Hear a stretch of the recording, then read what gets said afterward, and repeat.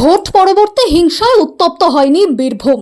Police সুপারকে ধন্যবাদ জানাতে police সুপারের অফিসে এলেন বিষ্ণুপুরের সাংসদ সৌমিত্র খা। তাই 30 মিনিট পুলিশ সুপারের সাথে একটি ধন্যবাদ জ্ঞাপন বৈঠক করেছেন তিনি বলেন, নির্বাচনের পরবর্তী সময়ে বীরভূমের কি অবস্থা হয় সেটা কারোরই অজানা নয়। সেই উদাহরণ 2021 সালে সাধারণ মানুষ দেখেছে। এবছর সেই ছবি দেখতে পায়নি মানুষ, কঠোর হাতে দমন করেছে পুলিশ। এজন্যই ধন্যবাদ জানাতে এলাম। এরপর বেলা 3টের সময় সিউড়িতে বিজেপির জেলা কার্যালয়ে বিজেপির নেতা কর্মীদের সাথে ধন্যবাদ জ্ঞাপন বৈঠক রয়েছে বলে জানান তিনি। পাশাপাশি তিনি এও জানান, 2021 সালে যারা ভোট পরবর্তী হিংসায় জড়িয়েছে সেই সমস্ত তৃণমূলের নেতা কর্মীরা গ্রেফতার হচ্ছেন। এটা তাদের কৃতকর্মের ফল। অনেকেই ভয়ে পদত্যাগ করছেন। এরকম একজন বিভাগ ইনচার্জ করেছে দল থেকে সৌজন্য সাক্ষাৎ। পিসফুল আছে বীরভূম।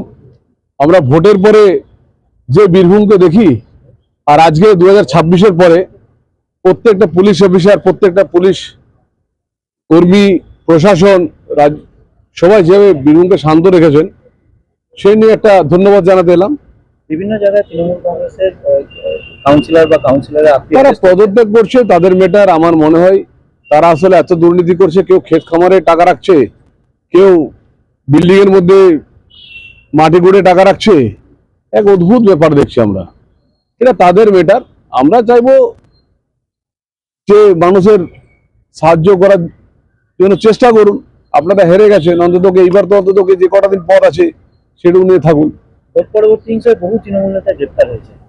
দেখুন, গ্রেপ্তার এটা হচ্ছে দেখুন তাদের কৃতকর্মের ফল। 2021 সালে যেভাবে অত্যাচার হয়েছিল এবং 2024 সালে যেভাবে অত্যাচার হয়েছিল, মানুষের অত্যাচার করেছিল, মানুষরা এফআইআর করেছেন, সেই পরিপ্রেক্ষিতে গ্রেপ্তার হচ্ছে এবং ফলো এবং দেখা যাচ্ছে যে মানুষ ঘৃণা করছে ওদেরকে। যারা আজকে সাংগঠনিক কর্মসূচি, আমাদের একটা ছোট মিটিং আছে বীরভূম, এই আমাদের সিউড়িতে এবং একটা বোলপুরে। আমরা দুটো মিটিং এসেছি।